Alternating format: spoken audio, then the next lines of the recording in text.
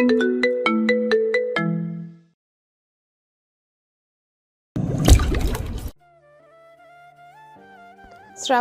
উন্মাদ তাল বর্ষণ আবারও বাঁধ ভেঙেছে। আকস্মিক মেঘের গর্জনে নীলিমা বিদীর্ণ করে নামল ধারা স্নান। হঠাৎ প্রকৃতির এই রুদ্ররসে কিঞ্চিত সচকিত হয়ে উঠল তৃষা। ওর বাদামি চোখের মণিদ্বয় একরাশ শঙ্কা নিয়ে জানালার দিকে নিবদ্ধ। ঠিক তখনই আর্যর বলিষ্ঠ বাহুদ্বয় তৃষার মেধিন কোমরখানা আষ্টেপৃষ্টে জড়িয়ে ধরল। আকস্মিক এই নৈকট্যে তৃষার হৃৎপিণ্ডটা বক্ষ পিঞ্জরে অবাধ্য অশ্বের ন্যায় চঞ্চল হয়ে উঠল। আর্য নিজের চিবুকটা তৃষার কাঁধে রেখে নিচু স্বরে ভরাট কণ্ঠে বলল, ভয় পাচ্ছ তৃষা? তৃষা নিজেকে ছাড়িয়ে নেওয়ার ব্যর্থ প্রচেষ্টা অব্যাহত রেখে বলল, না, তৃষা নেওয়া ভয় পায় না। আর্য বাম ভ্রুটা ঈষৎ নাচিয়ে বলল। সিরিয়াসলি? তৃষা দৃঢ় কণ্ঠে প্রতি উত্তর দিল, হ্যাঁ। সত্যি তো? ছাড়ুন আমায়। প্রশ্ন করেছি, উত্তর দাও। আপনার উত্তর দিতে বাধ্য নই আমি। অফকোর্স বাধ্য। দেখুন, ছাড়ুন আমায়, ফলাফল ভালো হবে না কিন্তু। আমিও চাচ্ছি না ফলাফল ভালো হোক। তৃষা রোষ রক্ত নয়নে চাইল আর্যর দিকে। সঙ্গে সঙ্গে আর্যর মদিরাচ্ছন্ন দৃষ্টিতে কিঞ্চিত থমকালো ও। শত সহস্র বছরের ব্যাকুলতা মিশ্রিত তৃষ্ণার্ত এক দৃষ্টি নিমিষেই বিদ্যুৎ বিচ্ছিন্ন হয়ে চরাচর গ্রাস করল নিশ্চিদ্র ত্রিমির। জানালার ওপাশে প্রলয়নচনে মত্ত সৌদামিনীর তীব্র বিচ্ছুরণে পলকে তার তরে কক্ষটি আলোকিত হলেও পরক্ষণে ঘুটঘুটে আধারে ডুবল চারিপাশ। ঠিক সেই মুহূর্তে এক কর্ণবিদারী বজ্রপাতে কেঁপে উঠল ধরণী। তৃষা ভয়ে শিউরে উঠে আর্যর প্রশস্ত বক্ষস্থলে মুখ লুকালো। আর্যর মৃদু হেসে তৃষার কাঁপতে থাকা তন্নি দেহখানি দুই বাহুর দুর্ভেদ্য আবেষ্টনীতে পিষ্ট করে আরো নিবিড়ভাবে নিজের সত্তায় মিশিয়ে নিল। অতঃপর খানিক কৌতুকের স্বরে বলল, একটু আগে কে যেন বলেছিল সে ভয় পায় না, নাকি আমি ভুল শুনেছি? তৃষার কর্ণকুহরে আর্যর পরিহাস মিশ্রিত কণ্ঠস্বরটা পৌঁছাতেই ওর তপ্ত ললাট আর্যর বক্ষপিঞ্জর থেকে বিদ্যুৎ বেগে সরে এলো। এক মুহূর্তের বিমূঢ়তা কাটিয়ে উঠে ও সজোরে আর্যর বাহুডোর ছিন্ন করার প্রয়াস চালিয়ে বলল, আমি ভয় পাই না, এটা জাস্ট রিফ্লেক্স অ্যাকশন ছিল। আপনি কেন এখানে? যেই থাকতো আমি হয়তো তাকেই জড়িয়ে ধরতাম। পারতে না। আর্যর সরাসরি জবাবে তৃষা কিঞ্চিত ভ্রু কুচকে তাকালো। মানে? আর্য এবার প্রসারিত হাসল খানিক, আশেপাশে দৃষ্টি বুলিয়ে পরক্ষণে তৃষার দিকে চাইল। তৃষা তখনও আগ্রহী দৃষ্টি মেলে চেয়ে আছে ওর দিকে। ও ধীরলয়ে দৃঢ় কণ্ঠে বলল, ইউনো তৃষা, মানুষ বিপদে পড়লে সেখানেই আশ্রয় নেই যেখানে সে নিরাপত্তা খুঁজে পায়। তৃষা কয়েক মুহূর্ত স্তব্ধ হয়ে আর্য চিকের দিকে চেয়ে রইল। কথাটার গভীরত্ব ওর অন্তরাত্মে স্পর্শ করলেও মেকি গাম্ভীর্য বজায় রেখে ও মুখ ঘুরিয়ে নিল। ওষ্টা ধরে এক চিলতে তাচ্ছিল্য ফুটিয়ে বলল, আপনার এই ফিলোসফিক্যাল কথাগুলো দয়া করে নিজের কাছেই রাখুন ক্যাপ্টেন। আপনার নিরাপত্তা কিংবা আশ্রয় কোনোটারই প্রয়োজন নেই আমার। আর দয়া করে নিজের উপর এত আত্মবিশ্বাস রাখবেন না যে আমি শুধু আপনার কাছে নিরাপদ বোধ করি। আর্য তৃষাকে সামান্য দূরত্ব নিয়ে ওর দুই পাশে হাত রেখে ওকে দেয়ালের সাথে এক প্রকার বন্দি করে ফেলল। নিবিড় অন্ধকারেও আর্যর চোখের সেই তীব্র মদিরতা তৃষার শ্বাস প্রশ্বাসকে ওলটপালট করে দিল। আর্য বড্ড নিচু স্বরে বলল, আত্মবিশ্বাস নয় তৃষা, একটা অধিকার। তুমি মুখে যতই অস্বীকার করো না কেন, তোমার ওই চঞ্চল হৃৎপিণ্ডটা কিন্তু অন্য কোথায় বলছে। শোনাবো নাকি ওটা কি বলছে? তৃষার হৃদযন্ত্রের ধুকপুকানি মাত্রা ছাড়িয়েছে বহু পূর্বেও আর্তস্বরে বলল, আপনি আপনি সীমা লঙ্ঘন করছেন, শুনুন বলছি। আর্য সরার বদলে আরো ইঞ্চিখানিক ঝুঁকে এলো তৃষার দিকে। ওর উষ্ণ নিঃশ্বাস এখন তৃষার ললাটে বিচরণ করছে। তৃষা ভয়ে আর আবেশে চোখ দুটো শক্ত করে বুঝল। আর্যর বলিষ্ঠ অবয়ব যখন ওকে পুরোপুরি গ্রাস করে নিতে উদ্যত, তখনই থরথরিয়ে কম্পিত হলো তৃষার তন্নি দেহখানি। ওর রুদ্ধ কণ্ঠে কিছু বলার আগে আচমকা আর্য নিচু হয়ে তৃষার গ্রীবায় ঠিক বিউটি বোনের উপর নিজের তপ্ত ওষ্ঠাধর চেপে ধরল। সেই স্পর্শে ছিল না কোনো তৃষ্ণা, কোনো অধিকারত্ব, বরং এক নমনীয় ও প্রণয়ের চিহ্নস্বরূপও নিজের অস্তিত্বের এক স্থায়ী মোহর অঙ্কিত করে দিল তৃষার শুভ্রতাকে। এক মুহূর্তের সেই তীব্র স্পর্শে তৃষার মুখ দিয়ে অস্ফুট এক আর্তনাদ বেরিয়ে এলো। ওর আঙ্গুলগুলো আর্য শার্টের হাতা সজোরে আঁকড়ে ধরল, কিন্তু ওর বিস্ময়ের সীমা চূড়ান্ত পৌঁছে পরক্ষণে আর্য নিজেকে এক ঝটকায় সরিয়ে নিয়ে জানালার পাশে গিয়ে দাঁড়ালো। তৃষা তখনও সেই স্পর্শের ঘোরে আচ্ছন্ন। ওর বুকটা দ্রুত উঠানামা করছে। ভেবেছিল আর্য হয়তো আজ সমস্ত দূরত্ব ঘুচিয়ে দিবে। ওর অনিচ্ছা সত্ত্বেও জোরপূর্বক আদায় করবে স্বামীর অধিকার, নিবারণ করবে পুরুষের তৃষ্ণা। অন্ধকারের মাঝে তৃষার বিভ্রান্ত মুখশ্রীর দিকে চেয়ে এক চিলতে ম্লান হাসলো, ভরাট কণ্ঠে বলল, অবাক হচ্ছ? আমি সেই স্তরের কাপুরুষ নই যে তোমার ইচ্ছার বিরুদ্ধে তোমার সাথে কিছু করব। শরীরের অধিকার পাওয়াটা বড্ডই সহজ, কিন্তু আমি তোমার ওই পাথরের মতো শক্ত মনটার পূর্ণ আত্মসমর্পণ চাই। যেদিন তুমি পুরোপুরি আমাকে মেনে নিতে পারবে, সেদিনই আমি তোমাকে চাইব। তোমাকে আপন করে নেব নীরবভাবে, তার আগে নয়। নিশ্চিন্তে থাকতে পারো। বলেই কক্ষ ত্যাগ করলো আর্য। ওর প্রস্থান পথের দিকে চেয়ে তাচ্ছিল্যের হাসি হাসলো তৃষা। চক্ষু ও কার্নিশ বেয়ে টুপটাপ গড়িয়ে পড়লো কয়েক ফোঁটা অশ্রুকণা। কত নীতি কথা শুনিয়ে গেলেন আমার ক্যাপ্টেন, অথচ আপনি জানলেনই না এই বিচ্ছেদ আমাকে ঠিক কতটা পোড়াচ্ছে, ক্ষণ ক্ষণে কতটা গভীর ভাবে নিঃশেষ করে দিচ্ছে। দীর্ঘ রজনীর ভারী বর্ষণের সমাপ্তি ঘটিয়ে নবপ্রভাতের আগমনে আলোকিত ধরিত্রী এক অপার্থিব মৌনতায় মগ্ন। প্রকৃতি কদম পাতায় পাতায় জমে থাকা অবাধ্য বৃষ্টির অবশিষ্টাংশ টুপটাপ ঝরে পড়ছে ভিজে ঘাসের উপর। মাটির সোদা গন্ধ ভারী হয়ে আছে গ্রামের নিস্তরঙ্গ বাতাস। প্রাতরাশ সেরেছে কিছুক্ষণ আগে সবাই।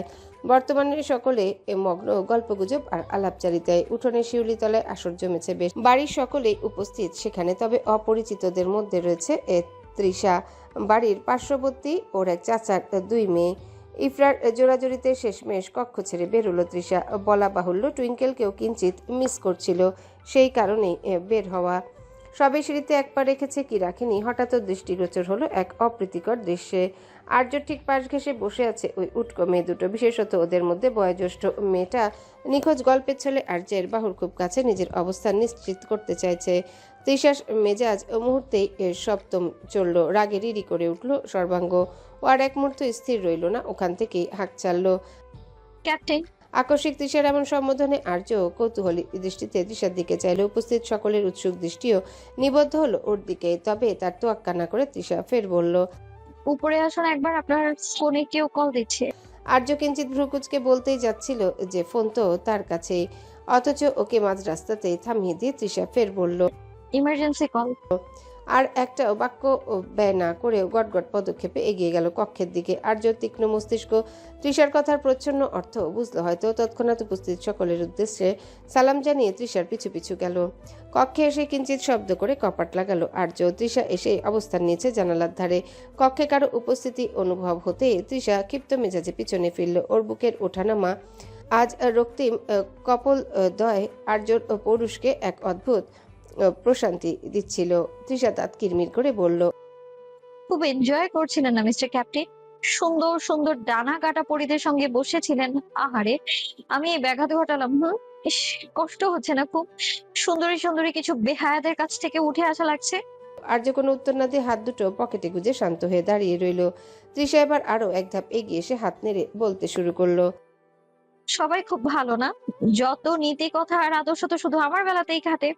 তোমার পারমিশন ছাড়া তোমাকে ছোবো না, আমি সেই স্তরের কাপুরুষ নই। হ্যাঁ, কি নীতিবান রে, শুদ্ধ পুরুষ আমার। আর বাইরের মেয়েদের বেলায় অমন গায়ে পড়ে গল্প করার সময় আপনার সেই সো কল্ড আদর্শবোধ কোথায় যায়? আপনি কি ভুলে গেছেন you are a married man? Arya তখনও নির্বাক, ঠোঁট চেপে মিটিমিটি হাসছে। তৃষার এমন ঈর্ষান্বিত রূপ বেশ উপভোগ ঠেকছে ওর কাছে। এদিকে ওর এমন নিস্তব্ধতায় রাগের পারদ ক্রমান্বয়ে বৃদ্ধি পেয়ে চলছে তৃষার। ও এক প্রকার চেঁচিয়ে উঠল। কি হলো, কথা কেন বলছেন না? আর্য এবার এক ধাপ এগিয়ে এলো ওর দিকে, তবে তৃষা নিজ অবস্থান থেকে অনড়, এক চুলো নড়ল না ও। আর্য ঠিক তৃষার ঈষৎ বাদামি রঙা চক্ষু মণিদ্বয় বরাবর মদিরাচ্ছন্ন দৃষ্টি বিদ্ধ করে বলল, actually I am enjoy this view. ঈশানে আজকে এভাবে পড়তে দেখাটা যে কতটা স্যাটিসফ্যাকশন তা হয়তো তুমি কল্পনা করতে পারবে না। So tell me my dear wife, are you jealous? Trisha মুখ ঘুরিয়ে নেওয়ার ব্যর্থ প্রচেষ্টায় রুদ্ধশ্বাসে বলল, জেলাস মাই ফুট? আমি কেন জেলাস হতে যাব? আমি শুধু আপনার ইরেসপন্সিবল বিহেভিয়ার নিয়ে কথা বলছি। আর্য এবার আরো খানিক এগিয়ে এলো। Don't lie to me Tisha. এদিকে ওর এমন সান্নিধ্যে মুহূর্তে সমস্ত রাগ ফুস করে মিলিয়ে গেল তৃষার। এক অজানা কারণে দু কদম পিছালো। দেখুন। আর্য বাঁকা হাসি মেলে বলল, দেখছি তো। আই থিঙ্ক আমার চোখে ইদানিং সমস্যা হয়েছে, এই জন্য ভালোভাবে দেখার জন্য তোমার কাছাকাছি যাচ্ছি। কিন্তু তুমি পেছাচ্ছ কেন? দূরে সরুন, দূরে সরুন বলছি। আর্য এগোতে লাগলো ওর দিকে। এদিকে পিছনে আরো কয়েক ইঞ্চি বাকি, তারপরেই মস্ত দেয়াল, নড়বার জায়গাটুকু নেই। স্বভাবত কিঞ্চিত ভয় পেল তৃষা, তবে মুখে তার লেশমাত্র বুঝতে দিল না। এদিকে আর্য ওর দিকে এগোতেই আছে। তৃষা অস্থির চিত্তে সেখান থেকে পালাতে ব্যাকুল, অথচ আর্য যেন আজ দৃঢ় প্রতিজ্ঞ তৃষাকেও শেষ করে ছাড়বে নিজের ইশারায়। তৃষা ভয়ার্ত ভঙ্গিতে চোখ খিচে বলল, শোন আমার কাছ থেকে, না হলে কিন্তু খবর করে দেবো আমি আপনার। আর্য ওষ্ঠাধর কোণে বাঁকা হাসি ফুটিয়ে বলল, খবর করবেন ম্যাডাম? খবর তো অলরেডি আপনার হয়ে যাচ্ছে মনে হচ্ছে, তাই না চান পাখি?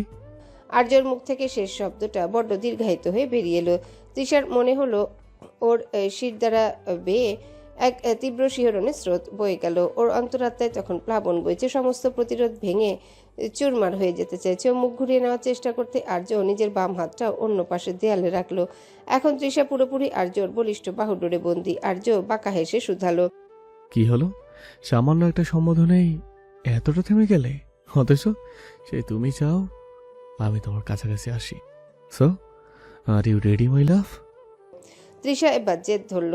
ও হার মানবার পাত্রী নয়। এ লোকটা যদি মায়ার জাল বুনতে জানে, তবে ও জানে কিভাবে সেই জাল ছিন্ন করতে হয়। তৃষা হঠাৎ আর্যর চোখে চোখ রাখলো, অতঃপর আর্যের কলারটা টেনে ধরে মুখের খুব কাছাকাছি নিজের মুখটা নিয়ে গেল। আর্যর চোখের মনি বিস্ময়ে কিঞ্চিত সংকুচিত হতে তৃষা বাঁকা হেসে বলল, আর আপনাকে পুরোপুরি শেষ করে দিতে আমার সামান্যতম বাক্য ব্যয় হবে না মিস্টার। তুচ্ছ একটা ইশারাই যথেষ্ট আমার। বলেই আর্যর শার্টের কলারটা সামান্য মুঠোয় নিয়ে তৃষা সশব্দে একটা চুম্বন প্রস্তাবে ইশারা করলো। তৃষার এমন অতর্কিত দুঃসাহসী আচরে আর্যর পুরুষালী দম্ভ মুহূর্তে ধূলিসাৎ হয়ে গেল। প্রস্তরীভূত হয়ে স্তব্ধ হয়ে দাঁড়িয়ে রইল বিমূরের ন্যায়। তৃষা ওর বলিষ্ঠ ও বাহুর উপর আলতো করে নিজের কোমল হাতের স্পর্শ বুলিয়ে এক অপার্থিব দাহ সৃষ্টি করে বিদ্যর্পে কক্ষ ত্যাগ করলো। আর্য শুধু দেখলো বোকা মানবী আজ শিকারী সেজে বড্ড নিপুণভাবে তাকে পরাস্ত করে গেল। শ্রাবণের উন্মাতাল বর্ষণ স্থিমিত হয়ে এলেও রাজধানীর রাজপথে তার রেশ রয়ে গেছে এখনো। পিচঢালা কালো পথগুলো বৃষ্টির পরশে সিক্ত, ধুলোবালিহীন বাতাসের এক প্রশান্ত শীতলতা মহানগরীর গুমট ভাবটাকে অনেকটাই ধুয়ে মুছে সাফ করে দিয়েছে। মেহসানা ধীর পায়ে ফুটপাত ধরে এগোচ্ছে। গত 1 মাস ওর উপর দিয়ে যেন রীতিমতো কালবৈশাখী তাণ্ডব বয়ে গিয়েছে। মা ভীষণ অসুস্থ ছিলেন। হাসপাতালে সেই উৎকণ্ঠা মিশ্রিত লড়াই ওকে শারীরিক মানসিকভাবে বড্ড ক্লান্ত করে ফেলেছে। 2 দিন হলো মাকে বাসায় পৌঁছে দিয়েও নিজের প্রাত্যহিক জীবনে ফিরেছে, কিন্তু হৃদয়ের কোথাও যেন একরাশ শূন্যতা আর শ্রান্তি বাসা বেঁধে আছে এখনো। সহসা এক কর্ণবিদারী ব্রেক কষার শব্দ মেহসানা চিন্তার জাল ছিন্ন ভিন্ন করলো। চমকে উঠে ও দেখে একটা ধবধবে সাদা রঙের বিলাসবহুল গাড়ি ওর ঠিক সামনেই উদ্ধত ভঙ্গিতে এসে থেমেছে। চাকার ঘর্ষণের রাস্তায় জমে থাকা বৃষ্টির জল ছিটে এসে মেহসানার অন্যার এক কোণে লাগলো। ও বিরক্ত হয়ে কপাল কুঁচকে পাশ কাটিয়ে যেতে উদ্যত হতেই গাড়ির দরজা খুলে গেল। গাড়ি থেকে বেরিয়ে এলো এক দীর্ঘদেহী পুরুষ, পরনে ল্যাভেন্ডার রঙা লিলেন শার্ট, হাতাগুলো কনুই পর্যন্ত গোটানো, আর চোখে সেই চিরচেনা ব্ল্যাক অ্যাভিয়েটার। আদ্রিয়ান নিজের চশমাটা এক আঙ্গুলে সামান্য নামিয়ে তেরচাভাবে মেহসানার দিকে তাকালো। তীব্রভাবে আকর্ষক দৃষ্টি মেলে আদ্রিয়ান আলস্য ভরে গাড়ির বনেটে হেলান দিয়ে দাঁড়িয়ে পকেট থেকে চাবির রিংটা ঘোরাতে ঘোরাতে ভরাট স্বরে বলল, কি হলো মিস সাউন্ড বক্স? এই 1 মাসে কি আপনার গলার ব্যাটারি একদম লো হয়ে গিয়েছে? রাস্তার মাঝখানে স্ট্যাচু হয়ে দাঁড়িয়ে না থেকে একটু শব্দ করুন দেখি। আপনার ওই ক্যাসেট প্লেয়ারের আওয়াজ শুনে তো কান ঝালাপালা হওয়ার জোগাড় হওয়ার কথা ছিল।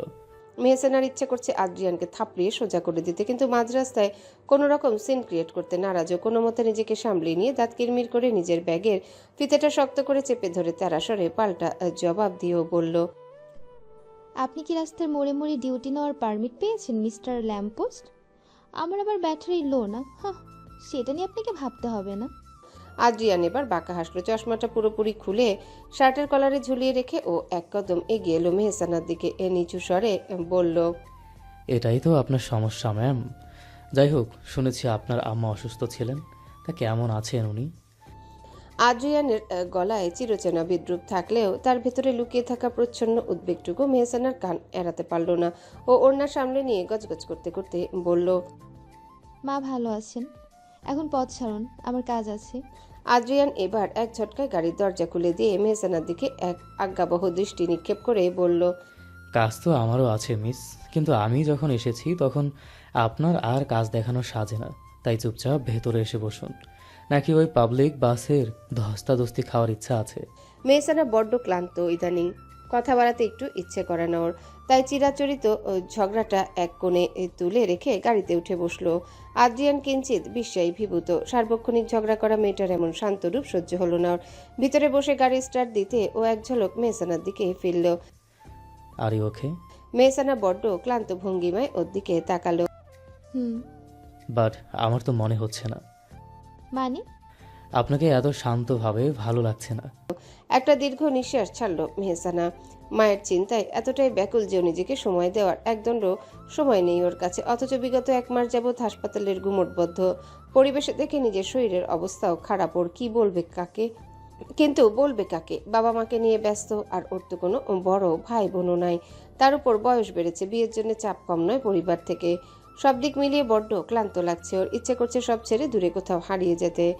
এদিকে ওকে এমন নিশ্চুপ দেখে ব্যতিব্যস্ত হয়ে পড়ল আদ্রিয়ান। উদ্বেগ মিশ্রিত কণ্ঠে ও ফেস শুধালো, কি হলো, কথা বলছেন না কেন? শরীর খারাপ লাগছে?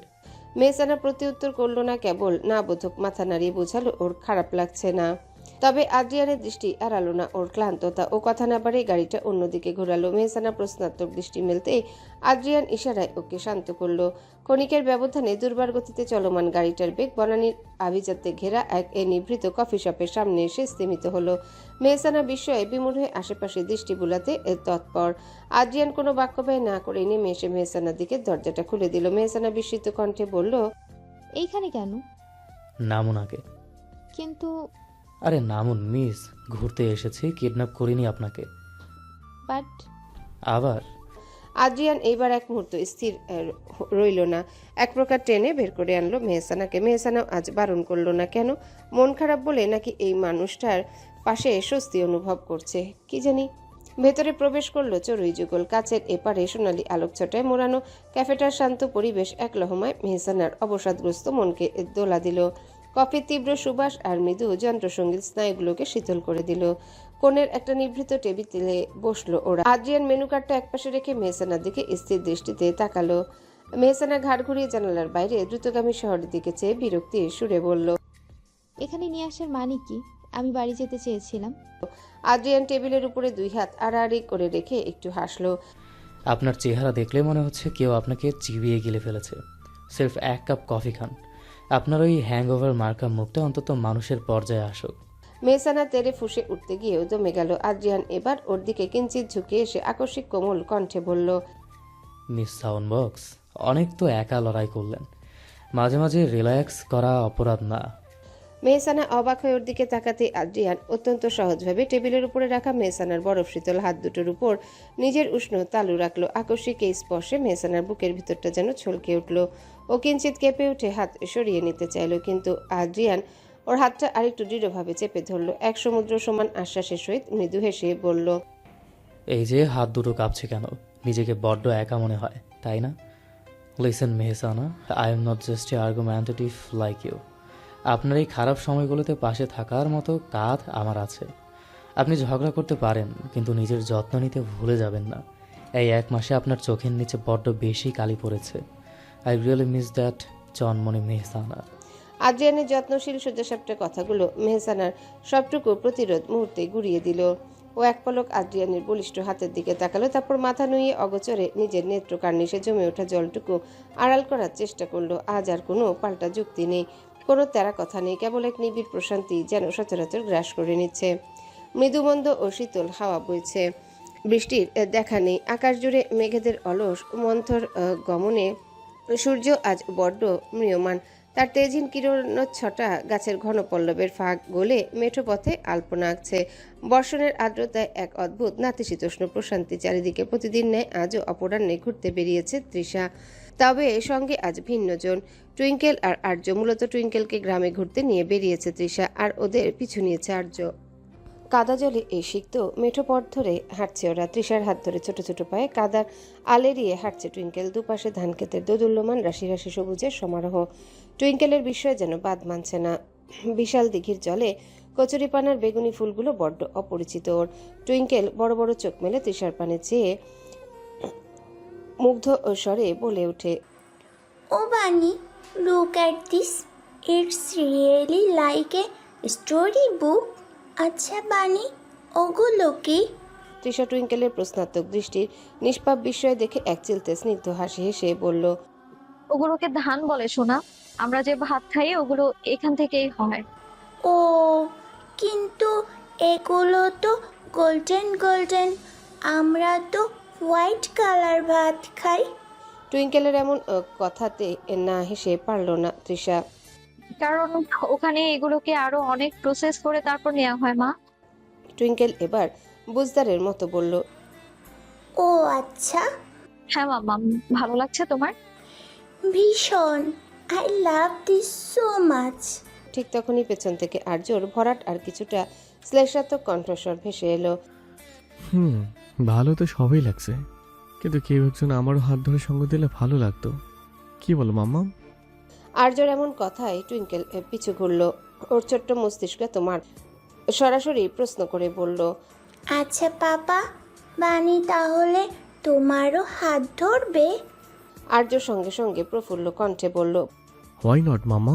পরক্ষণে তৃষার দিকে তাকিয়ে ও বলল, মানে যদি সে চায় আর কি, আমার কোনো আপত্তি নেই।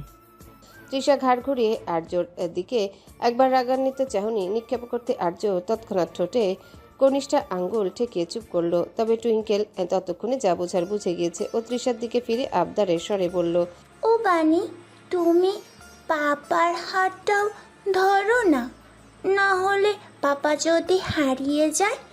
ও তো গ্রামের কিছু চেনে না। তোমার পাপা বাচ্চা নয় সোনা, হারিয়ে গেলে ঠিকই ফিরে আসতে পারবে। চল আমরা ওই দিকটা যাই। তৃষার একটা বড় ফিরল না। আর্যের দিকে গটগট পায়ে টুইঙ্কেলকে নিয়ে হাঁটতে লাগলো। ঠিক তখনই আরিশা আর ওর বান্ধবীরা একরাশ চঞ্চলতা নিয়ে ঝড়ের বেগে সেখানে উদয় হলো। আরিশা এসে টুইঙ্কেলের গাল টিপে দিয়ে আদুরে গলায় বলল, ওহ মাই লিটল ডাল, পিপি তুমি বরং ফুপ্পার সাথে একটু ঘুরে আসো। আমরা টুইঙ্কেলকে নিয়ে ওইদিকে শিমুল বাগানে যাই। ওখানে এখন ঝাঁক বেঁধে পাখি আসে। ওকে আমাদের কাছে দাও না পিপি। তৃষা কিঞ্চিত দ্বিধান্বিত হয়ে বাধা দিতে চাইল, আরে না, ও একা পারবে না তো। কিন্তু আরিশা কোনো কথা না শুনে টুইঙ্কেলকে জাপটে ধরে হাসি মুখে বলল, আরে আমরা আছি তো, চলো সুইটি, তোমাকে গ্রামের সিক্রেট জঙ্গল দেখাবো। তৃষা কিছু বলার অবকাশ পাওয়ার আগেই ওরা টুইঙ্কেলকে নিয়ে চঞ্চল্লা হরিণীর মতো দৃষ্টির আড়ালে হারিয়ে গেল। বিজন মেঠো পথে এবার কেবল রয়ে গেল আর্য আর তৃষা।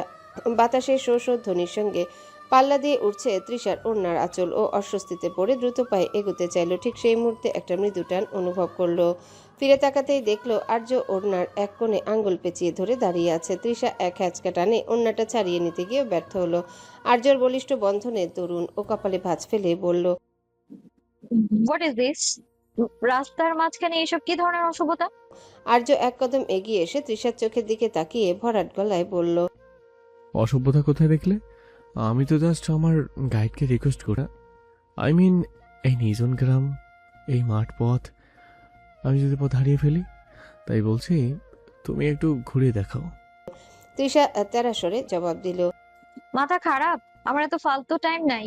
ম্যাপ দেখে পথ চিনে নিন যান। এখন ছাড়ুন আমায়। It's not about the map Disha, it's about you. তোমার গ্রামটা একটু ঘুরে দেখাতে যাচ্ছি with you. Don't be so hard on me. Trisha বিরক্তিমাখা চোখে এদিক ওদিক তাকিয়ে বলল, দেখুন, দিস ইজ ভিলেজ রাইট। এখানকার মানুষ কিন্তু খুবই কনজারভেটিভ, সো বিহেভ ইয়োরসেলফ।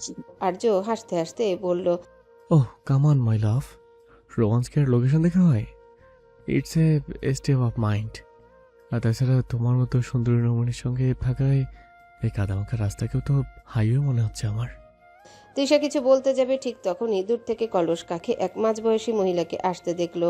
মহিলাটি পার্শ্ববর্তী কলপার থেকে পানি নিয়ে কিন্তু মাঝপথে আর্য আর তৃষার এই দৃশ্য দেখে তিনি থমকে দাঁড়ালেন। তার করা চাহনি নিক্ষেপ পূর্বক কোমরে হাত দিয়ে তেরা ভঙ্গিতে তিনি এগিয়ে এসে প্রায় চেঁচিয়ে উঠলেন, ওমা, একই অলক্ষণে কাণ্ড গো!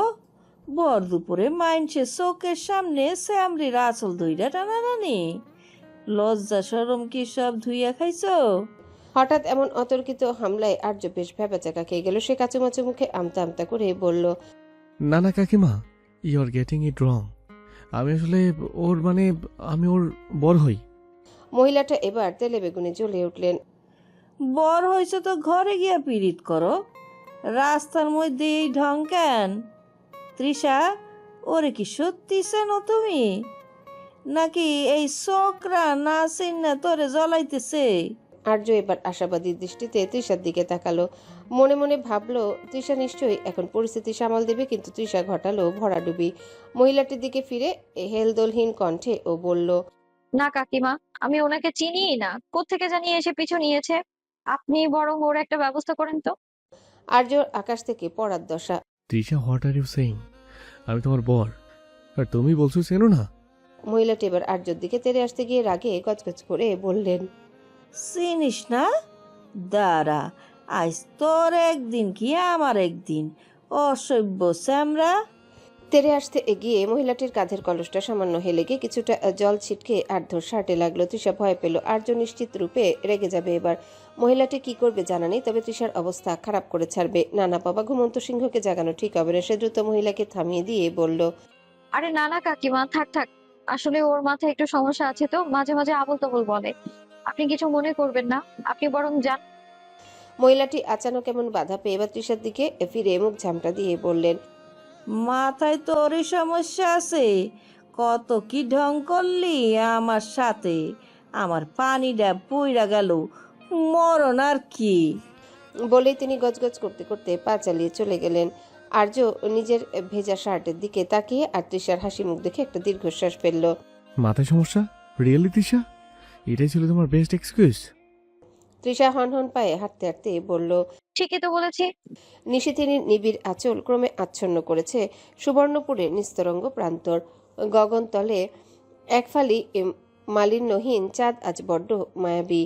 তার নিচেই ঠাঁই পেয়েছে রূপালী জ্যোৎস্না সিক্ত ধানক্ষেতগুলো। দূরজনপদ হতে ভেসে আসা ব্যাঙের সমবেত ঘ্যাঙড় ঘ্যাঙড় ধ্বনি আর ঝিঝি পোকার অবিরাম তান নিস্তব্ধ রজনীতে এক বিচিত্র সুরের মূর্ছনা ছড়িয়ে দিচ্ছে। সবুজের সমাপনান্তে শ্রান্ত টুইঙ্কেলকে নিদ্রপুরীতে পাঠিয়ে তৃষা ধীর পায়ে এসে দাঁড়ালো কক্ষের ঝুল বারান্দাটায়। সিক্ত মাটির আদিম সোদাগন্ধ শীতল সমীরণের স্পর্শের উন্মুক্ত কেশরাজি অবাধ্য হয়ে লুটুপুটি খাচ্ছে ললাটে। এক অপার্থিব মৌনতায় ও চেয়ে আছে দূর দিগন্তের ওই ম্লানি মাজল জ্যোৎস্নার পানে। সহসা পিছে কারো উপস্থিতি অনুভূত হতেই তড়িৎ বেগে ঘুরে দাঁড়াতে চাইলেই ও কিন্তু তৎক্ষণাৎ ওর মেধহীন কোমর আঁকড়ে ধরল একজোড়া বলিষ্ঠ হাত। কিঞ্চিত কম্পিত হওয়ার পর মুহূর্তেই আগন্তুকের অস্তিত্ব উপলব্ধি করে থমকালো। পরিচিত ভেজা ভেজা গন্ধটা অনুভব করে হৃদয় শিহরণ তুমুল হয়েছে ওর। তবুও নিজেকে যথাসাধ্য সামলিয়ে কণ্ঠস্বর তেরা করে ও বলল, ছাড়ুন আমায়। হুম, কি বললে? শুনতে পাচ্ছি না। আই সে ছাড়ুন আমায়। আর্য বাঁধন আরো দৃঢ় করে বলল। স্টুপিড গার্ল, সার্ভে বলে ধরেছি নাকি? সে তাচ্ছিল্যের হাসি মেলে বলল, আর এটা কতদিন ধরে থাকবেন? যতদিন না পুরোপুরি নিজের ফার্স্ট ওয়াইফকে বলতে পারেন। কিন্তু তারপর তারপর আমার কি হবে ভেবে দেখেছেন? আপনি তো সরি বলেই গায়েব হবেন, কিন্তু তারপর আমার এই ছোট্ট হৃদয়ের রক্তক্ষরণে কি হবে মিস্টার আরজু এহসান? তৃষার এহেন কথায় রীতিমতো তার বনে গিয়েছে আর্য।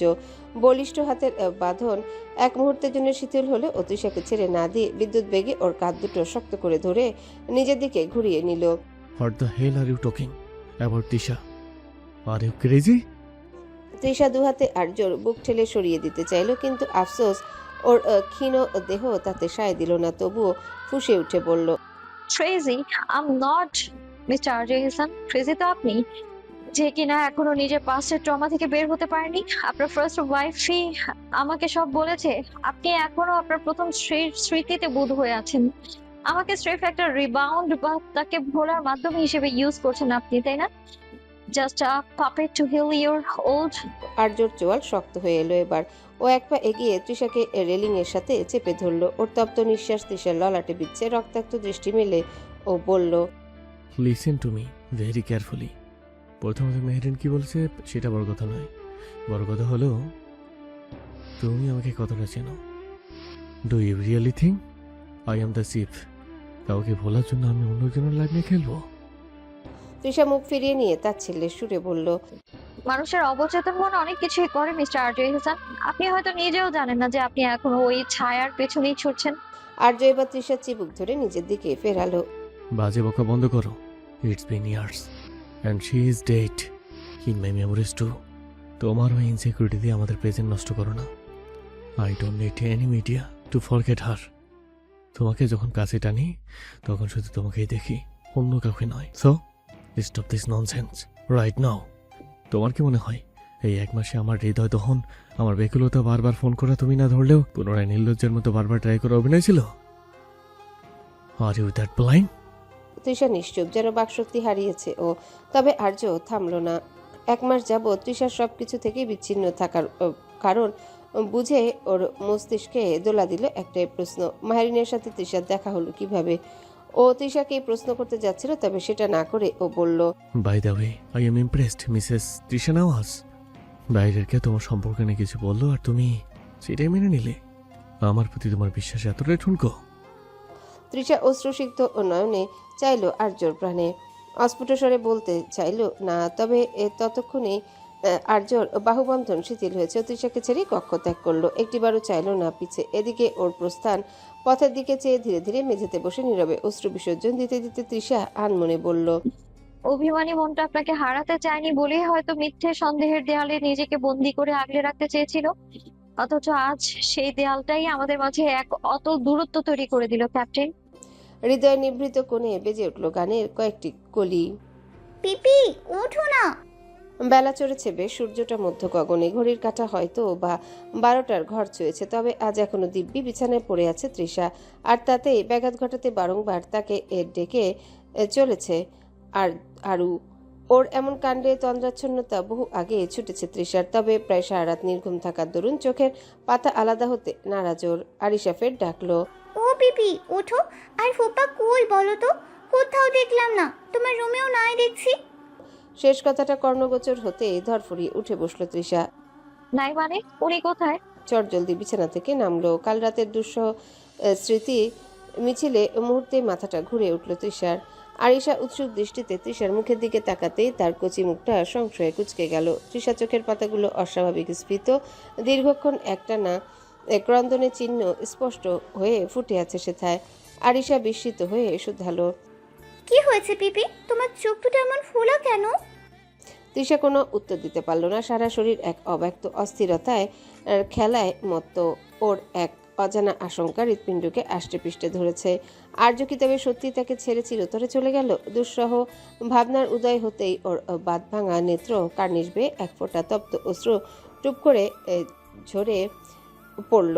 আরিশার দিকে তাকানোর মতো শক্তিও যেন অবশিষ্ট নেই। ও টালমাটাল পায়ে তৃষা দ্রুত ঘর থেকে বেরিয়ে গেল। পিছে পড়ে রইল বিস্ময়ে বিভূত আরিশা।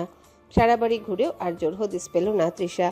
শেষমেশ সকল বাধা উপেক্ষা করে ও বেরিয়ে পড়ল গ্রামের পথে প্রান্তরে। সুপ্ত দ্বীপ প্রহরে তপ্ত ও রোদে খা খা করছে সুবর্ণপুরের মেঠোপথ। তৃষার আলুথালু কেশরাজি আর বিপর্যস্ত অবয়বে আজ কোনো লৌকিকতার বালাই নেই। মনের গহীন কোণে যে প্রলয়ঙ্কারী আশঙ্কার বীজ বিপিত হয়েছিল তা যেন ডালপালা মেলে এখন ওকে পুরোপুরি গ্রাস করে নিতে চাইছে। ও উন্মত্তে নেয় গ্রামের এই মাথা থেকে ও মাথা খুঁজে ফিরছে আর্যকে। সূর্যটা ললাট বরাবর অগ্নিবর্ষণ করছে, দৃষ্টি ঝাপসা হয়ে আসছে বারবার। বুকের ভেতরটা শূন্যতায় হাহাকার রে ফেটে যাওয়ার উপক্রম। দীর্ঘ 1 মাসের দূরত্ব ঘুচিয়ে লোকটা কেন আবার এমন এক অতল গহ্বরে ওকে ঠেলে দিয়ে গেল? তৃষা যান্ত্রিক পায়ে ছুটছে। ওর সমস্ত সত্তা জুড়ে কেবলই আর্যর সে বিদীর্ণ কণ্ঠস্বর প্রতিধ্বনিত হচ্ছে। যেখানে নিজের উপর বিশ্বাসটাই নেই সেখানে থাকার কোনো মানেই হয় না। সহসা এক বাঁকের মুখে এসে কারোর সাথে সজোরে ধাক্কা খেল তৃষা। ভারসাম্য হারিয়ে ও প্রায় পড়েই যাচ্ছিল। কোনো মতে পাশের একটা নিম গাছের ডাল ধরে নিজেকে রক্ষা করলো। নিজের এই বেসামাল অবস্থার বড্ড লজ্জিত বোধ করে ও নিচু স্বরে আনমনে বলল, দুঃখিত, আমি আসলে খেয়াল করিনি। বলে এই ধিল্লয় মাথা তুলে তাকাতেই বিস্ময়ে পাথর হয়ে গেল তৃষা। এক আধুনিকতায় মোড়ানো রূপসী নারী ওর সামনে দাঁড়িয়ে, পরনে দামি স্লিভলেস টপ আর ডিস্ট্রেসড জিনিস, যা এই গ্রাম্য পরিবেশে বড্ড বেমানান দৃষ্টিকটু। নারীটি ভ্রু কুচকে দামি ব্ল্যাক সানগ্লাসটা নামালো। তৃষার বিস্ময়ে বিস্ফোরিত নেত্র পল্লবের দিকে এক পলক অবজ্ঞার দৃষ্টি নিক্ষেপ করে মাহেরিন শ্লেষাত্মক স্বরে শুধালো, ইউ আর তৃষা, রাইট? আর্যর সেই so called innocent little wife. Trisha যেন নিজের কর্ণেন্দ্রিয়কে বিশ্বাস করতে পারছে না। সুবর্ণপুরের এই ধূলিময় পথে মাহেরিনের উপস্থিতি ওর কাছে কোনো দুঃস্বপ্নের চেয়ে কম কিছু মনে হচ্ছে না। অস্ফুট স্বরে কেবল উচ্চারণ করতে পারল, আপনি আপনি এখানে কিভাবে? মাহেরিন তাচ্ছিল্যের দৃষ্টি হেনে বলল, that's none of your business. By the way, আমার ডার্লিং এই গ্রামটা কিনতে চায়। আই ডোন্ট নো ওয়াই ও এমন চিপ ভিলেজ পছন্দ করেছে, বাট কি আর করা, টাকা আছে সো। নিজ গ্রাম সম্বন্ধে এমন কুরুচিপূর্ণ মন্তব্যে তৃষার প্রতিবাদ সত্তা সবে জাগ্রত হতে উদ্যত, ঠিক তখনই পিছন হতে ভেসে এলো পরিচিত পৌরুষ কণ্ঠস্বর। তৃষা, কাঙ্ক্ষিত সেই কণ্ঠস্বরে তৎক্ষণাৎ ঘুরে তাকালো তৃষা। আরও দৃষ্টি অনুসরণ করে তাকাতে মাহিরিনের পুরো পৃথিবী স্তব্ধ হয়ে গেল এক লহমায়। সামনে দাঁড়ানো আর্য শুভ্র শার্টের হাতা কোনো অব্দি ফোল্ড করা, যেখান দিয়ে স্পষ্ট ফুটে উঠেছে ওর সুঠাম মাংসপেশি আর ভাসমান শিরাযুক্ত পৌরুষদীপ্ত হাত। মুহূর্তে মাহিরিনের অবজ্ঞা ঢাকা পড়ল তীব্র বিস্ময়ে, নিজের অজান্তে অস্ফুট স্বরে উচ্চারণ করল আর্য। মাহিরিনের আকস্মিক উপস্থিতিতে তীব্র ঘৃণায় মুখ কুচকে এলো আর্যর মুখশ্রী। যে নারীকেও এককালে হৃদয়ের সিংহাসনে বসিয়েছিল, আজ তাকে ধূলিময় মেঠো পথে দাঁড়িয়ে থাকতে দেখে ভেতরে কোনো অনুরাগ সঞ্চার হলো না, বরং একরাশ কদর্য বিতৃষ্ণা ওর শিরায় শিরায় বয়ে গেল। আর্য ওর তপ্ত দৃষ্টি মাহিরিনের থেকে সরিয়ে তৃষার উপর নিবদ্ধ করলো। তৃষার রক্তিম চোখের কোণ আর বিপর্যস্ত দশা দেখে আর্যর বুকের ভেতরটা মোচড় দিয়ে উঠল। ও মাহিরিনকে আবর্জনা স্তূপের ন্যায় সম্পূর্ণ উপেক্ষা করে তৃষার দিকে এক কদম এগিয়ে আসছে। তৃষা ওর দিকে এগিয়ে গিয়ে বলল, কোথায় ছিলেন আপনি? একটা কাজে গিয়েছিলাম, বাট তোমার চোখে মুখে এই অবস্থা কেন? আর তুমি এখানে কেন? আমি ভেবেছিলাম আপনি আমাকে ফেলে চলে গিয়েছেন। যাওয়ার হলে অনেক আগে যেতাম। It's not possible for me. এখন চলো এখান থেকে। আর্য তৃষার হাত ধরে প্রস্তুতি নিতে মেহেরিন নিজের হিতাহিত জ্ঞান হারিয়ে ফেলল। আর্যর এই চরম অবজ্ঞা ওকে ভেতর থেকে পুড়িয়ে দিচ্ছে। ও চিৎকার করে পিছু ডাকলো আর্যকে। আর্য, জাস্ট স্টপ ইট। তুমি কি সত্যি আমাকে চিনতে পারছো না? আমি মেহেরিন, তোমার সেই মেহেরিন যার জন্য তুমি একসময় পাগল ছিলে। আর্যর পা দুটো যেন মাটির সাথে গেঁথে গেল। ও ধীরলয়ে ঘাড় ঘুরিয়ে মেহেরিনের দিকে তাকালো। ক্রোধে রক্তবর্ণ ধারণ করা দৃষ্টি এতক্ষণ সংযত রাখলো, এবার নিজেকে সামলাতে পারল না ও। Who the hell are you? মাহিরিন শুকনো ঢোক গিল। বরাবরই আর্য রাগী সত্তাকে ভীষণ ভয় পায় ও, তবুও বহু কষ্টে সাহসের সঞ্চার করে বলল, আর্য, তুমি কি সত্যি আমাকে ইগনোর করছো? আই এম মেহেরিন, যার জন্য তুমি পুরো পৃথিবী ছেড়ে দিতে পারো। আর্যর চোয়াল শক্ত হয়ে এলো। অধীর পায়ে মাহিরিনের কাছে এসে দাঁড়ালো। I don't waste my time remembering garbage. How dare you! তুমি এভাবে কথা বলতে পারো না আর্য। তুমি আমাকে ভালোবাসতে। মাহিরিন নির্লজ্জের ন্যায় আর্যর হাতটা ধরতে যেতেই মুহূর্তের মধ্যে আর্য সজোরে মাহিরিনের গালে কষিয়ে থাপ্পড় বসিয়ে দিয়ে আঙ্গুল উঁচিয়ে গর্জে উঠল, don't you dare touch me. তোমার মতো একটা দূষিত মানসিকতার নোংরা পদার্থ আমাদের পবিত্র জীবনের আশেপাশে থাকা মানেই পরিবেশটা দূষিত হওয়া। Just get out of my sight before I lose my temper completely. Don't ever try to show your ugly face again. ঘটনার আকস্মিকতায় হতভম্ব তৃষা। ও ভাবতেও পারেনি এমন কিছু ঘটবে। তবে আর এক মুহূর্ত নষ্ট না করে তৃষার হাত শক্ত করে ধরে আর্য ওখান থেকে হাঁটা দিল। মাহিরিন তখনও অপমানে যন্ত্রণায় মাঝ রাস্তায় স্থবির হয়ে দাঁড়িয়ে তার দামি সানগ্লাসটা ধুলোয় লুটুপুটি খাচ্ছে। Have I hurt you too much, captain? চলতি পথে তৃষার আকস্মিক প্রশ্নে বিন্দুমাত্র বিচলিত হলো না আর্য, বরং পূর্বের না অটল পদক্ষেপ বজায় রেখে চলতে লাগলো। আর্যর দীর্ঘ কদমে তাল মেলাতে গিয়ে তৃষা রীতিমতো হাঁপিয়ে উঠছে, কিন্তু আর্যর গ্রিপ আলগা হওয়ার কোনো লক্ষণ নেই। ওর মৌনতায় চঞ্চল তৃষা স্থবির হলো। একটা শ্যাওলাধরা পুরনো কালভার্টের কাছে আসতে তৃষা সজোরে আর্যর শার্টের হাতা টেনে ধরতেই থামলো আর্য। ওর রক্তিম চোখের প্রখর চাহনি তৃষার উপর নিবদ্ধ হতে তৃষা ভয়ে কিঞ্চিত কুঁকড়ে গেল। আর্য দাঁতে দাঁত চেপে গম্ভীর স্বরে শুধালো, আমি কি আপনাকে অনেক বেশি কষ্ট দিয়েছি, ক্যাপ্টেন? ওভাবে সন্দেহ করাটা, ওটা আসলে মেহরিনের কথা শুনে মাথা ঠিক ছিল না আমার। তৃষা অপরাধীর মতো মাথা নুইয়ে ধরা গলায় অস্ফুট স্বরে বলল। আর্য এক চিলতে তেতো হাসি হেসে ওর খুব কাছাকাছি এসে দাঁড়ালো। ওর শরীরে লেপ্টে থাকা ঘাম আর পারফিউমের মিশেল তীব্র ঘ্রাণে মাতাল হয়ে চোখ বুঝলো তৃষা। আর্য থুতনি ধরে মুখটা উঁচিয়ে ধরে বলল, কষ্ট আই নো, ফিজিক্যাল পেইন সয়ে নেওয়া যায়, কিন্তু তুমি যে আমার পর বিশ্বাসটুকু রাখতে পারলে না, সেটা আমাকে ছিন্ন ভিন্ন করে দিয়েছে। মেহরিন তো একটা বাইরের মানুষ, কিন্তু তুমি তো আমার অস্তিত্বের অংশ। সে যা খুশি বলবে, আর তুমি আমাদের সুন্দর জীবনটাকে তুচ্ছ করে দিবে। তৃষা আর্য শার্টের কলারটা খামচে ধরল। আমি না বড্ড বোকা, তাই হয়তো সামলাতে পারিনি। প্লিজ মাফ করে দিন না। আপনি তো জানেন আপনাকে হারানোর ভয়ে আমি পাগল হয়ে গিয়েছিলাম। আর্য এক চিলতে মলিন হাসলো, অতঃপর আর কোনো প্রত্যুত্তর না করে সোজা পা বাড়ালো সম্মুখ পানে। উঠোনে পা রাখতে চারজোড়া উৎসুক দৃষ্টি ওদের উপর স্থির হলো। গ্রামের বাড়ির চিরাচরিত দৃশ্য। দাওয়ার একপাশে পাতা কাঠের চৌকিতে তৌফিক নেওয়াজ আর টুইঙ্কেল বসে লুডো খেলছিল। ওদের পাশে বসে পান সাজাচ্ছিলেন শায়লা বেগম। তৃষার আলুথালু বেশ আর আর্যর থমথমে মুখ দেখে শায়লা বেগম হাতের বাটাটা পাশে রেখে তড়িৎ উঠে দাঁড়ালেন। আর্যর শক্ত মুষ্টিতে তখনও তৃষার হাত বন্দি।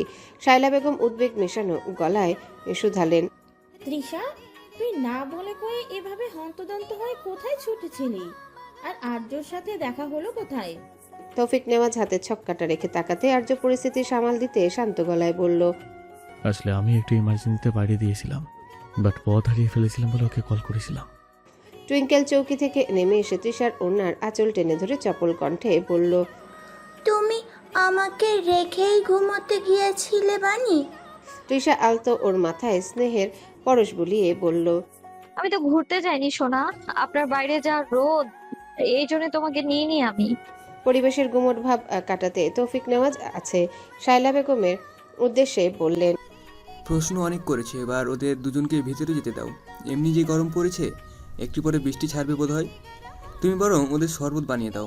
স্বামীর নির্দেশে রান্নাঘরের দিকে গেল শায়লা বেগম। পরপরই আর্য কোনোরূপ পূর্বাভাস ছাড়াই স্থান ত্যাগ করলো। তৃষাও কক্ষে গেল ফ্রেশ হওয়ার উদ্দেশ্যে।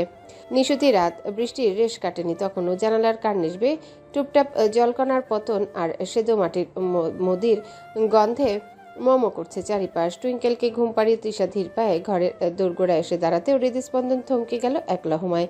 ঘরের টিমটিমে আলোয় ও দেখলো আর্য এক হাতে একটা তীক্ষ্ণ ধারালো ছুরি ধরে আছে, যার অগ্রভাগ ঠিক ওর বামের হাতের স্পন্দিত শিরা বরাবর রাখা। অনাগত বিপর্যয়ের সংকেতে তৃষার মস্তিষ্ক কাজ করা বন্ধ করে দিয়েছে। এক ভয়াবহ হাহাকার বুক চিরে বেরিয়ে আসার আগে উন্মত্তের ন্যায় ছুটে গিয়ে পেছন থেকে আষ্টে পৃষ্ঠে জড়িয়ে ধরল আর্যকে।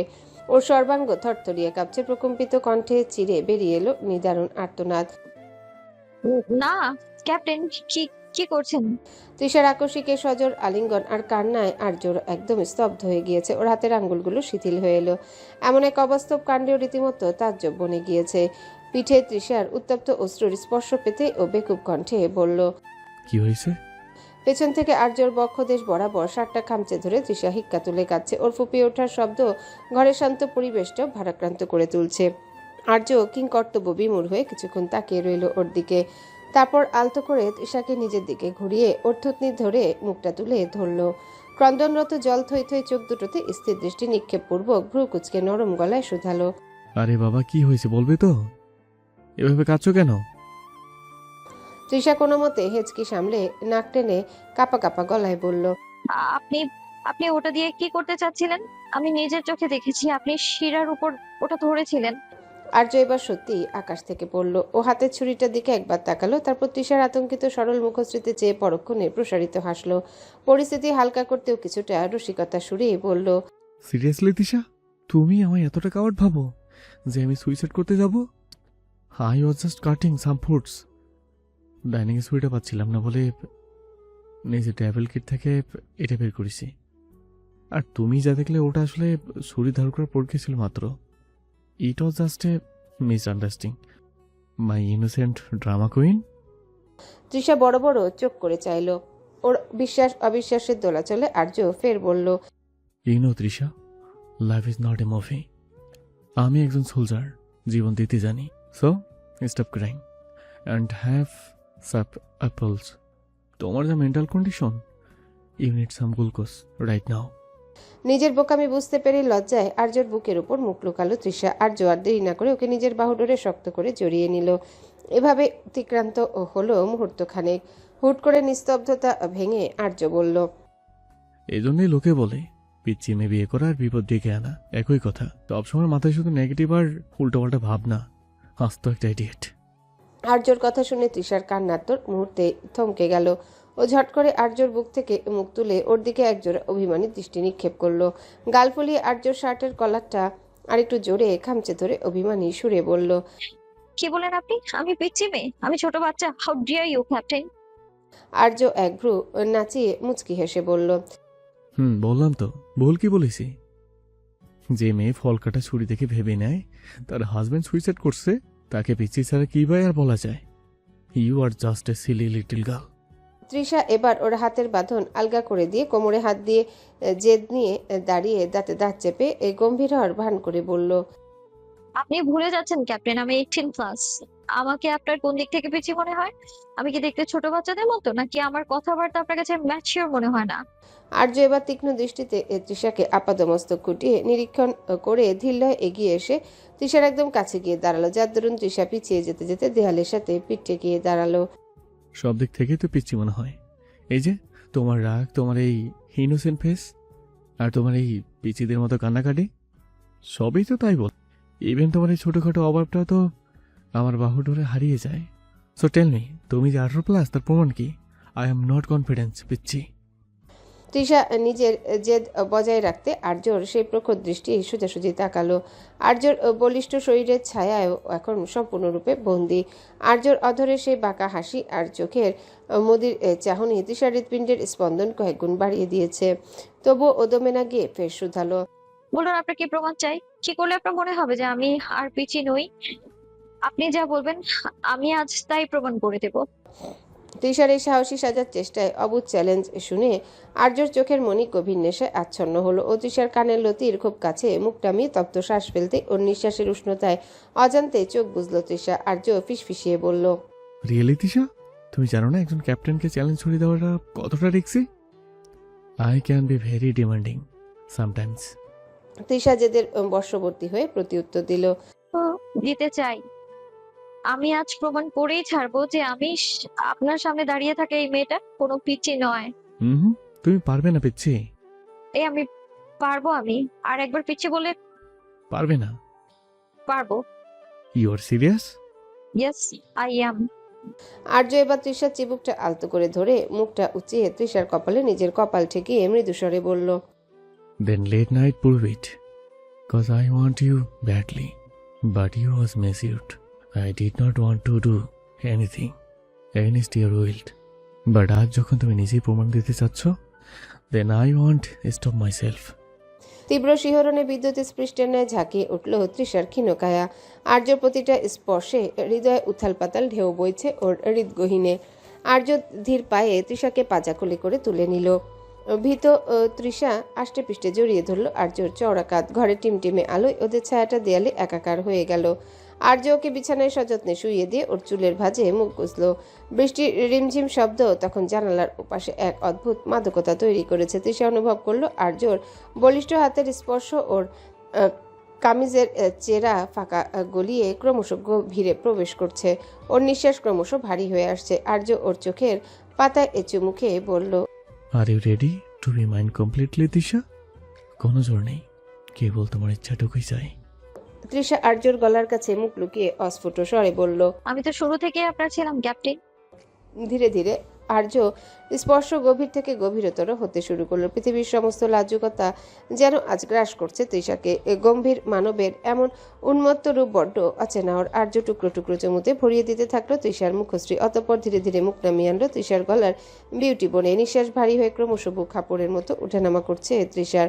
ধূপকানি তখন উন্মত্ত অশ্বারোহী গতির ন্যায়। আর্য হঠাৎই এক তীব্র নেশায় মত্ত হয়ে এক গভীর দংশন বসিয়ে দিল সেথায়।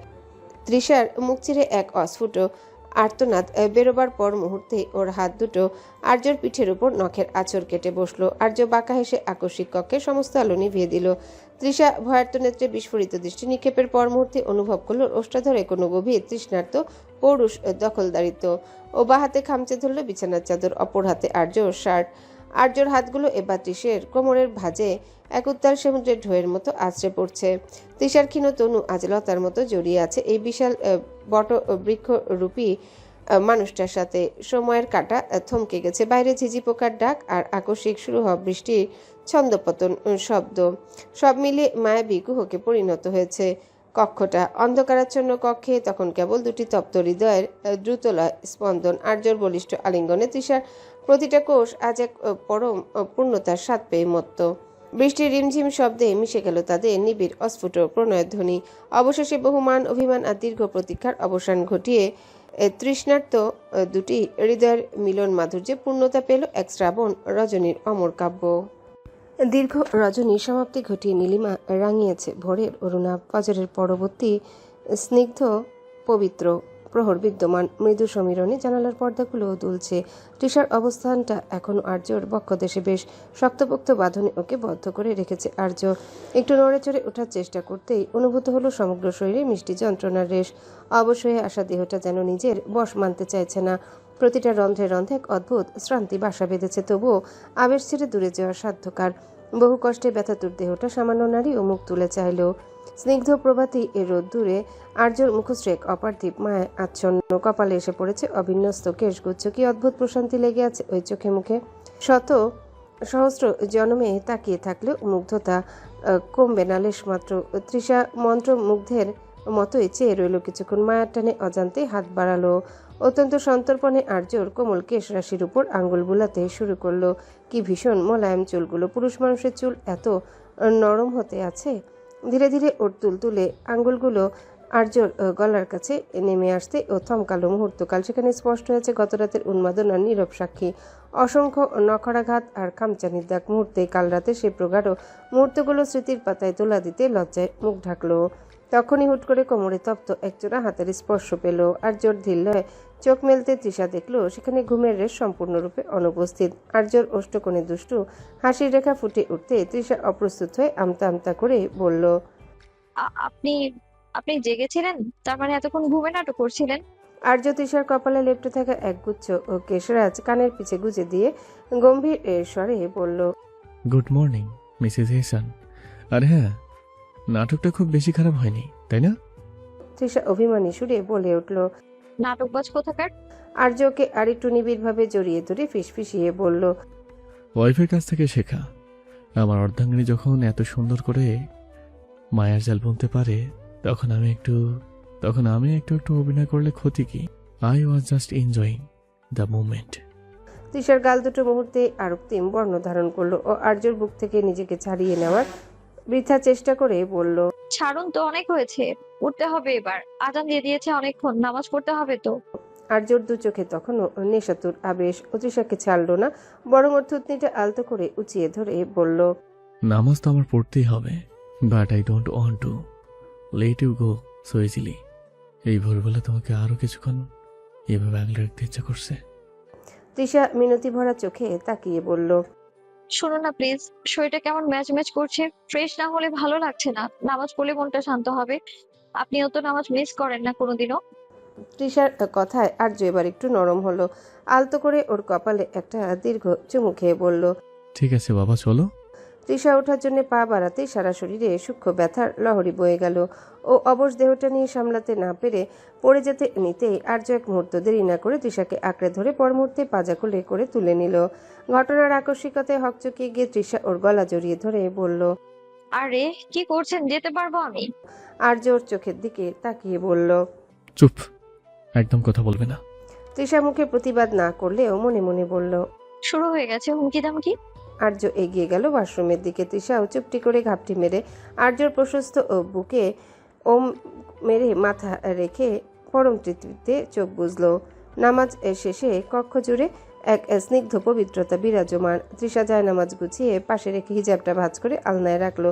তারপর জলসিক্ত চুলগুলো মেলে দিয়ে দর্পণের অভিমুখে দাঁড়িয়ে চিরুনি চালনা করতে শুরু করলো। তাতে দু এক ফোঁটা পানি ওর কাঁধ ছুঁয়ে গড়িয়ে পড়ছে। ঠিক তখনই আয়নায় প্রতিবিম্বের ফুটে উঠল আর্যর অবয়ব। ও পেছনে এসে দাঁড়িয়েছে, দুহাত পকেটে গুজে তৃষার দিকে তাকিয়ে আছে এক দৃষ্টে। তৃষার নজর হুট করে নিজের গলার দিকে গেল। আয়নার স্বচ্ছ কাচের উপর ভেসে উঠল কাল রাতের উন্মাদনা চিহ্নগুলোর। গলার বিউটি বোন আর শুভ্র ত্বকের ভাজে ফুটে আছে আর্যর দেওয়া অজস্র প্রণয় ক্ষত। কালচে লাল রঙের ক্ষতগুলো যেন স্পষ্ট ভাষায় কাল রাতে তৃষ্ণার কথা বলে দিচ্ছে। মুহূর্তে এ লজ্জায় জায়গাটা দখল করে নিল প্রচণ্ড রাগ আর বিরক্তি। ও চিরুনিটা ধপ করে টেবিলে রেখে কটমট করে পেছনে ফিরে তাকালো। দাঁতে দাঁত চেপে বলল, এই যে মিস্টার, এটা কি করেছেন? আকস্মিক তৃষার এমন বদলে চমকে তাকালো আর্য। কি করছি? তৃষা নিজের বিউটি বোনে হাত রেখে দাঁতে দাঁত চেপে বলল, কি করেছেন দেখতে পাচ্ছেন না? সবার সামনে আমি এই দাগ নিয়ে কি করে যাবো? হ্যাঁ, সবাই তো জিজ্ঞেস করবে আমায়। আর্য নিজের নাদান বইয়ের এমন কথায় প্রসারিত হেসে কয়েক কদম এগিয়ে এলো। তৃষার গা ঘেঁষে দাঁড়িয়ে গভীর কণ্ঠে বলল, সিম্পল, জান পাখি, just tell me it was a punishment accident. তাছাড়া আমার দেওয়া চিহ্নগুলো তোমার সৌন্দর্যের উপর আলাদা একটা আর্ট যোগ করেছে। Look like you mind completely. তৃষার রাগ যেন এবার সপ্তমে চলল। ও আর্যর দিকে কনিষ্ঠা উঁচিয়ে বলল, স্টপ ইট। আপনার ফালতু রোমান্টিক ডায়লগ আমার একদমই ভালো লাগছে না। এটা স্কার্ফ বা ওড়না দিয়েও সবটা ঢাকা সম্ভব না। How could you be so careless? হ্যাঁ, আর্য এবার হঠাৎ গম্ভীর হয়ে গেল, তবে চোখের সেই দুষ্টুমিটা গেল না। ও হুট করে তৃষার কবজি চেপে ধরে নিজের দিকে টেনে নিল। তৃষা অপ্রস্তুত হয়ে ওর শক্ত বুকের উপর আছড়ে পড়তে আর্য নিজের কলারটা একটু সরিয়ে দিয়ে তৃষার চোখের সামনে মুখটা নিয়ে এলো। লিসেন ম্যাডাম, এবার আমার দিকে তাকাও। তোমার গলায় কয়েকটা দাগ নিয়ে তুমি এত কমপ্লেন করছো। Just look at me. আয়নায় নিজের রিফ্লেকশনটা একবার দেখো তো, আর আমার মুখের দিকে একবার তাকাও। তুমি আমার গলার নিচে যে কামড়ের দাগ রেখেছো, এগুলো দেখে তো মনে হচ্ছে আমি কোনো মেসোভাগের সাথে লড়াই করে এসেছি। এখন বলো, এই ফেস নিয়ে আমি বাড়ি যাবো কিভাবে? Who is the really victim here? Trisha আর্যর গলার সেই লম্বা নখরাঘাতের দাগগুলো দেখে মুহূর্তে মিয়ে গেল। ও বুঝতে পারলো নিজেও খুব একটা কম যাননি। লজ্জায় সদ্য ফোটা কৃষ্ণচূড়ানের রক্তিম বর্ণ ধারণ করেছে ওর ফর্সা মুখশ্রী। ও আমতা আমতা করে বলল, সে- সেটা তো তখন আমি মানে আপনিই তো উস্কে দিয়েছিলেন। আর্য ওর কোমরে হাত রেখে আরো কাছে টেনে নিল, কপালে কপাল ঠেকিয়ে নেশাতুর কণ্ঠে বলল, ইটস ওকে বেবি। এই স্কেচগুলো আমাদের রাতের জিনিসের সাক্ষী। Don't try to hide them. Let the world know that I are madly in love. Trisha আর তর্কে পারল না। আর্যর প্রশস্ত বুকে ওমে নিজেকে সঁপে দিয়ে মৃদু কণ্ঠে বলল। আপনি একটা আস্ত পাগল। আর্য ওর কপালে একটা দীর্ঘ চুমু দিয়ে আলতো করে বলল, And this crazy man's is only yours. Always and forever. ভোরের স্নিগ্ধ আলোয় মেহসানার তন্দ্রা টুটল। জানালার বাইরে তখন উদীয়মান সূর্য আরক্তিম আলস্য ঝরে ও প্রাতকৃত্য সমাপনান্তে সবেমাত্র ঘরটিতে পা রাখল। হঠাৎই নিস্তব্ধতা ভঙ্গ করে সশব্দে বেজে উঠল মুঠোফোনটি। আর্দ্র চুলের প্রান্ত ছুঁয়ে বিন্দু বিন্দু জলরাশি তখন চ্যুত হচ্ছে। ফোনের পর্দায় জল জল করছে আগের থেকে সংরক্ষণ করা নামখানি। খানিক দ্বিধাগ্রস্ত হৃদয়ে গভীর এক নিঃশ্বাস টেনে ও কম্পিত হস্তে ফোনটা তুলে নিল। তবে ফোনের ও প্রান্ত থেকে কোনো বাক্য স্ফূর্তির সুযোগ না দিয়ে ভেসে এলো আদ্রিয়ানের চটজলদি কণ্ঠস্বর। মেহসানা অবাক হয়ে কিছু বলতে উদ্যত হয়েছিল, কিন্তু তার আগে আদ্রিয়ান শুধালো। Are you free right now? Mehsana বিমূঢ় হয়ে উত্তর দিল। হ্যাঁ, কিন্তু হঠাৎ এই ভোরে এমন প্রশ্ন কেন? আদ্রিয়ানের কণ্ঠস্বরে এক প্রচ্ছন্ন তাগিদ। সে বিন্দুমাত্র সময় নষ্ট না করে বলল, in that case can you please come to our house? Actually আমি আপনার ফ্ল্যাটের নিচেই অপেক্ষা করছি। মেহসানার হৃদস্পন্দন এক মুহূর্তের জন্য যেন থমকে গেল। কিং কর্তব্য বিমূঢ় হয়ে দ্রুত পদে ব্যালকনির অভিমুখে অগ্রসর হলো। শাসি ঠেলে বাইরে তাকাতেই দেখলো ভোরের ধূসর আলোয় আদ্রিয়ানের কালো রঙের গাড়িটা নিচে দণ্ডায়মান। এমন সময় আদ্রিয়ানের উপস্থিতিতে মেহসানা কিং কর্তব্য বিমূঢ় হয়ে ফোনের অপর প্রান্তে বিড়বিড়ালো। নিচে অপেক্ষা করছেন মানে? হঠাৎ কি এমন হলো যে সব ঠিক আছে তো?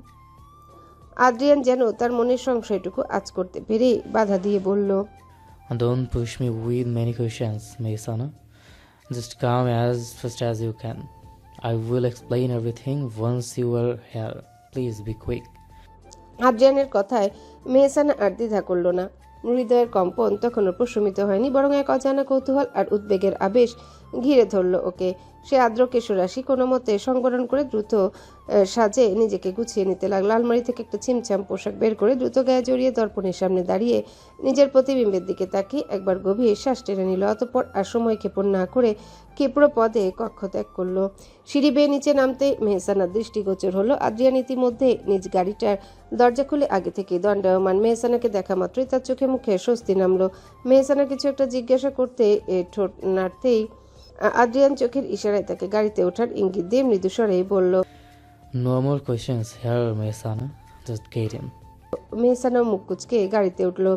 আদ্রিয়ান গাড়ি স্টার্ট দিয়ে এগিয়ে চলল গন্তব্যের উদ্দেশ্যে। তবে গাড়ি চলতে শুরু করতেই মেহসানা আর নিজেকে সংবরণ করতে পারল না। আদ্রিয়ান একাগ্র ভঙ্গিতে গাড়ি চালানোর দিকে তাকিয়ে বিস্ময়ে ভরা কণ্ঠে শুধালো, হঠাৎ এই কাক ভরে আমাকে এভাবে নিয়ে যাচ্ছেন কোথায়? আর এভরিথিং হ্যাজ সো সাডেন। হুট করে এখন কোথায় যেতে হবে? আদ্রিয়ান স্টিয়ারিং এ শক্ত হাত রেখে সামনের দিকে তাকিয়ে ধীর স্থির কণ্ঠে উত্তর দিল, অ্যাকচুয়ালি মিস, সিচুয়েশনটা একটু হ্যাকটিক। সাবরিনাকে আজ দেখতে আসছে, বাট দ্য প্রবলেম ইজ আম্মু বাসা একদম একা। ইভেন আব্বু বেশ সিক। তৃষাও এই মোমেন্টে এখানে নেই। ও এক মুহূর্ত থেমে মেহসানার দিকে আর চোখে তাকিয়ে আবারও বলল, জাহানারা আন্টি আর আম্মু দুজনেই সাজেস্ট করলো আপনাকে সাথে নিয়ে যাওয়ার জন্য। মেহমানরা আর কিছুক্ষণের মধ্যেই চলে আসবে, so you need to hurry up. I hope you don't mind. Mehsana কিছুটা হকচকিয়ে গেল। পরিস্থিতির গুরুত্ব উপলব্ধি করে তার মনের সব দ্বিধা নিয়ে উধাও হয়ে গেল। প্রাতকালীন সমীরণ ওর চুলে বিলি কেটে দিয়ে যাচ্ছে। জানালার বাইরে দ্রুত বেগে ধাবমান শহরটির দিকে তাকিয়েও শান্ত গলায় বলল, হ্যালো বন্ধুরা, পরবর্তী পার্ট খুব তাড়াতাড়ি আসবে, তো সবাই অপেক্ষায় থাকো। আর চ্যানেলটি যারা এখনো সাবস্ক্রাইব করোনি তারা পরবর্তী পার্ট দেখার জন্য চ্যানেলটি সাবস্ক্রাইব করে রেখো। ধন্যবাদ সবাইকে, আমাদের সাথেই থেকো।